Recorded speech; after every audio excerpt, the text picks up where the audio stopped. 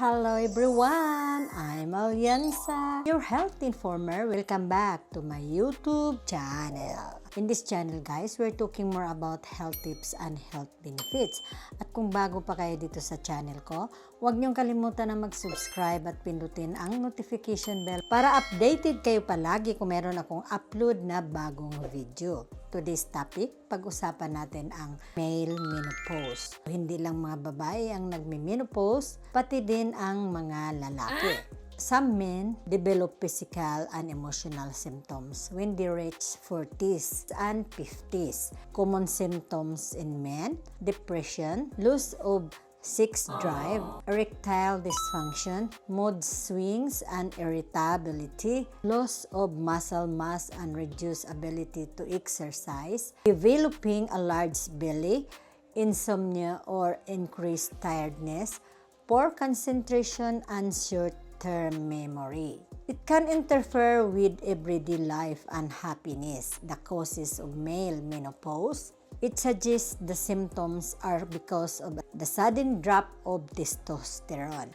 Lifestyle factors or psychological problems are often responsible for many of these symptoms: erectile dysfunction, loss of libido and mood swings, like stress, depression, and anxiety.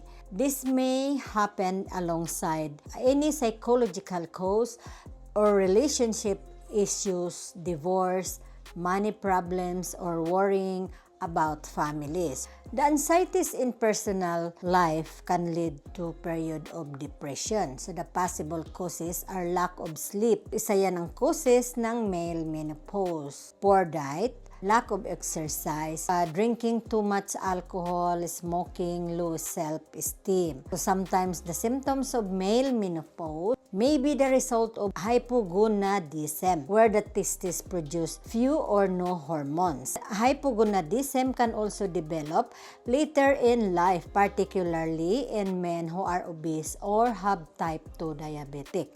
If you are experiencing any of these symptoms, talk or see a doctor to see if your symptoms may be caused by a mental issue like stress or anxiety.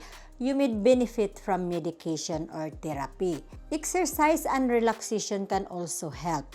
Your doctor may also order a blood test to measure your testosterone levels. If you have testosterone deficiency, you may be referred to endocrinologist, a specialist in hormones problems. Yun ang mga symptoms ng male menopause. So, hindi lang babae ang nagme-menopause, pati din ang lalaki.